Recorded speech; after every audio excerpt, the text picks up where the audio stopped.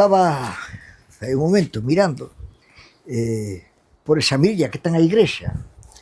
Sería moi bo, que é unha opinión miña, e se alguén importante a escoita, pois bendito sea.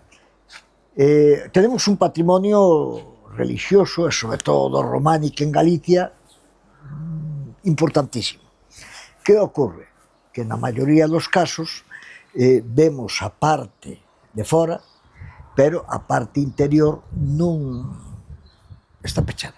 Son iglesias que en moitos sitios xa casi non hai nadie, non está aberta. E a veces unha pequena mirilla como esta dá pé a poder contemplar arquitectura, que ademais é donde se suele conservar máis de maneira máis pura a arte de fai 800, 900 anos. Ben, contaba isto, e estou en Leboreiro, ao pé do camiño francés. Por aquí pasan milleiros e milleiros de peregrinos. Fijarse que agora fai un sol que peta e vexo pasar por aí xente como almas que levo demo. Moito teñen que pecar a xente para... Bueno, importante. Comentaban fai un momento unha veciña que este edificio de aquí coñéceno como hospital.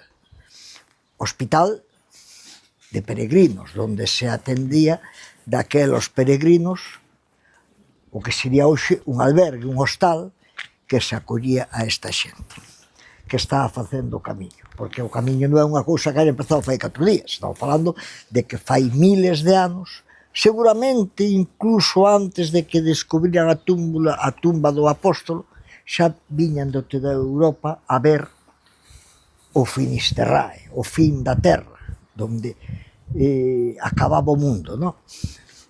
Ben, o tema é que estou aquí, en Santa María de Leboreiro, e como moitos me dicides, conta unha lenda, conta non sei que, aquí dice a tradición de que neste sitio, de feito hai varias fontes no entorno, se iluminaban de noite, se poñían as augas fluorescentes. Entón, e de día, o cheiro a rosas, a flores, era moi fuerte. Un veciño descubre ao pé dunha das fontes unha figura, a figura de Santa María, unha figura similar a esta que temos na porta hoxe. A traen para a igrexa, pero a santa inexplicablemente aparecía sempre no mismo sitio. E así un montón de veces, como que non quixera estar aquí. Ata que un canteiro da zona, dicen, que colle este pequeno templo que había aquí naquel momento, talla unha imaxe similar a que habían encontrado a pé da fonte, e dende ese momento a santa queda definitivamente para sempre neste lugar. Así conta a lenda. Santa María de Leboreiro, Melide. Espero que vos guste. Se vos gusta, darlle o botón.